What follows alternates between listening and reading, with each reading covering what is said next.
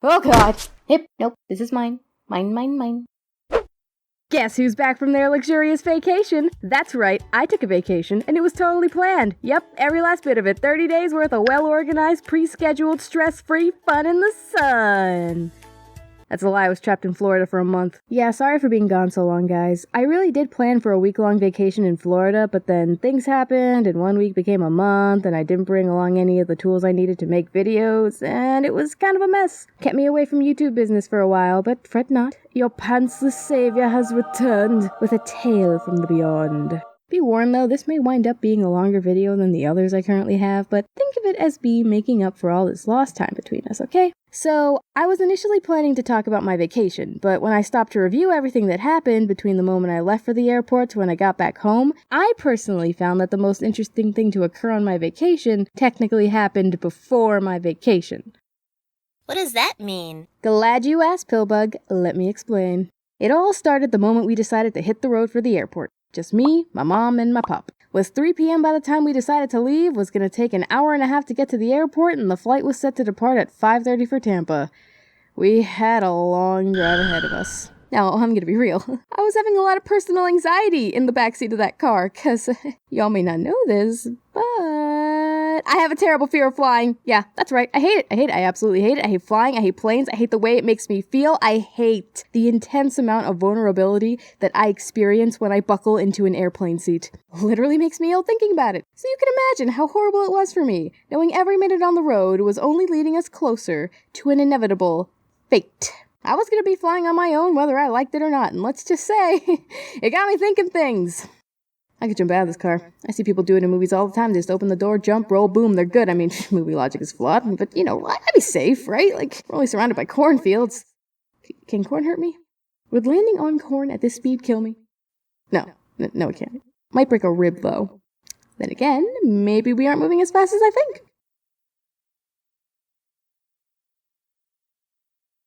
Hey, Papa, can I borrow the phone? Sadly, the stress of getting on a plane was not the only thing I had to deal with. My dad gave me crap through most of the drive and was spewing words with the anger of a man that threatened to steer us into traffic. See, he was pretty sure we didn't leave the house early enough, even though we were making good time. And I was trying to assure him that at the rate we were going, we'd be okay, but as if the universe just had to help my dad prove a point, we were given an obstacle that none of us could have anticipated. A road accident. One so bad that all the lanes had to be closed off and the flood of traffic was directed onto a singular road. And because of that, we slowed down. Snail's pace doesn't even cover it. No surprise we got there late, but I mean, I wasn't actually worried when we arrived at the desk asking for help. My friend told me that they'd transfer me over to a new flight, and with the amount of planes always going to Tampa, I probably wouldn't have to wait more than 2 hours. And that's exactly what happened, guys. I got transferred.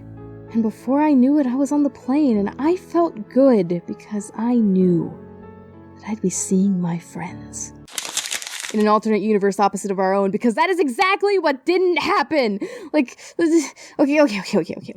Here's the thing about transferring flights. When they transfer you to another flight, they aren't always confirming that you'll have a seat. If you get there too early before the next flight and those last-minute no-shows haven't appeared to open up some seats, you ain't getting on the plane. They aren't handing you a ticket so much as they are an opportunity. And as luck would have it for me, the only available opportunity that I would have was not a flight set to take off in 2 hours, nor one that would take off in 4 or 6, not even 8. The next available flight that they had was set for 8:30 a.m.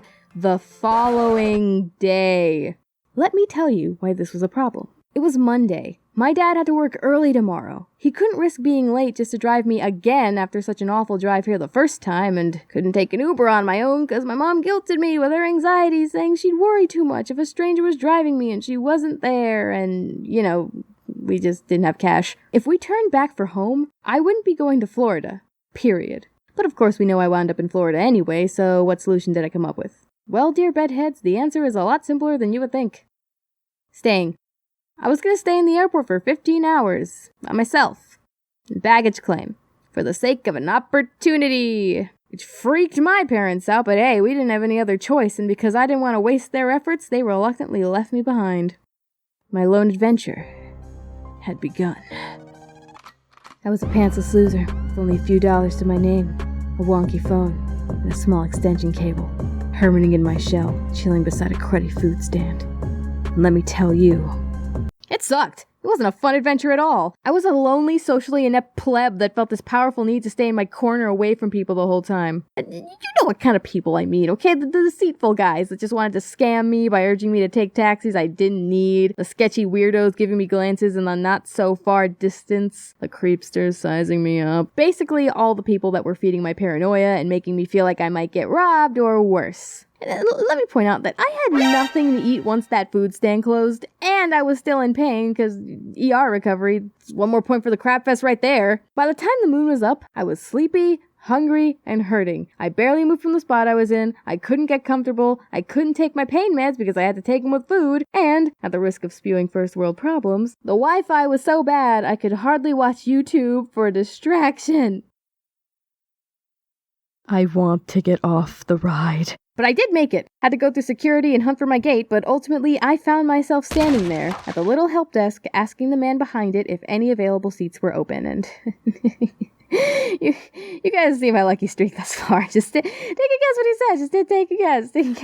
Take a freaking guess. Sorry, miss. There aren't any seats available just yet. We'll call you up if one opens, so you can wait with the passengers until then.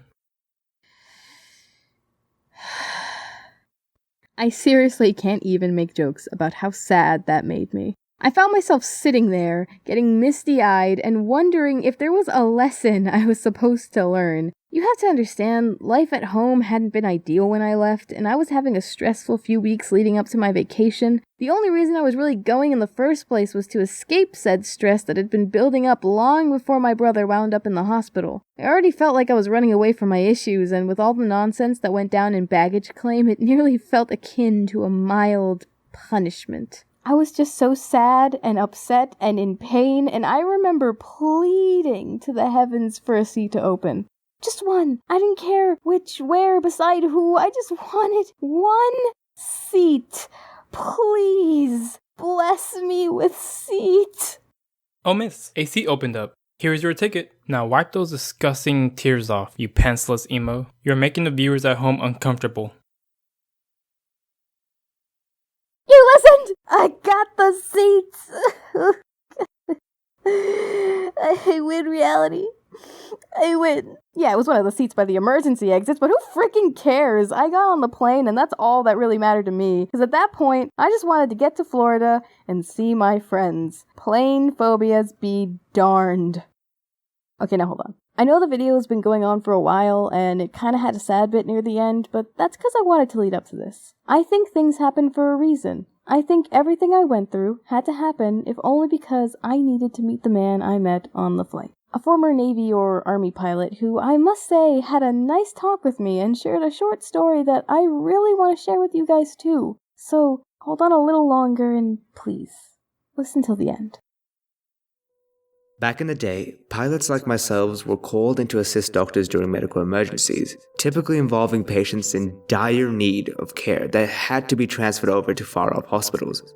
I must have answered hundreds of those calls in my lifetime, but one case that will always stick with me is one involving a boy.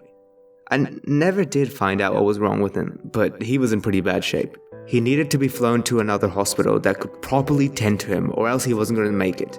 The father was left behind, and the mother, along with 2 doctors that had been keeping the boy stable, got aboard my plane. But oh my god, the weather was awful that day.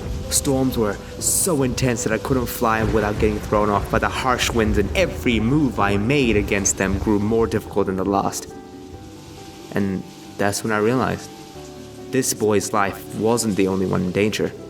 If I couldn't control the plane, everyone, including myself, would we And luckily, well, obviously, we didn't. Because by some miracle, we made it. And the boy that was about to die, the boy lived to see another day. I thought it was a beautiful story, but as the man himself said, no good story is without a pop quiz. So by the end of his tale, he issued unto me a few questions. Who do you think had the most faith in this story? Who was the bravest? The hero? The mothers? The doctors? Or me? I felt compelled to say the mother since I knew it had to be wrong, and of course he told me no, so I laughed and I said, okay, who is it? And he said, The doctors. A mother is always going to be there for her child, and any pilot with a sense of duty could do what I did. You know, I saw the danger, the mother was blind to it, but the doctors could only feel it. And despite that, they dedicated every precious second to keeping this boy alive, getting up every time they fell, fighting turbulence and fear. Every action was an act of faith, not just in their ability, but my own. They did everything they could because they believed I could get us there. They believed the kid would live. They were the heroes that persevered. This story doesn't really relate to me. My circumstance was drastically different after all, but it got me thinking. Those doctors achieved something phenomenal through acts of faith and perseverance. They didn't know if they would succeed, but they had to go on believing that they could. They had to believe in the opportunity. I know it's hard placing effort into things when we aren't even certain we'll get what we want, but I like to believe that if there was some lesson to be learned, it's that persevering and having a little faith can lead to reward, even in little instances.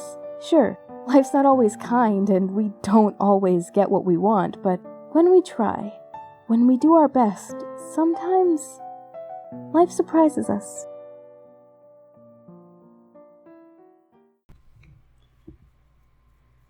Okay, let's make this end card quick. Thank you to TurtleAmigo, Peachella, and TheAmaazing for voicing things in my video. Thanks to you, amazing bedheads, for getting us all the way to 1,500 subs. I didn't even do anything to deserve them. You guys are amazing. I'm kissing you. I'm kissing you in the end card. Thank you. Thank you very much. And if I can ask a favor, please, if you're not following me on Twitter, follow me there, because I'm going to do a poll asking you guys what you want me to do for my next video. It's going to be pretty important. And, yeah, that's all I can think of off the top of my head. This is such a messy end card, but you know, that's a wrap. This pajama party is over, but don't worry, we'll be back next time. Say bye, Pillbug. Bye-bye, Pillbug.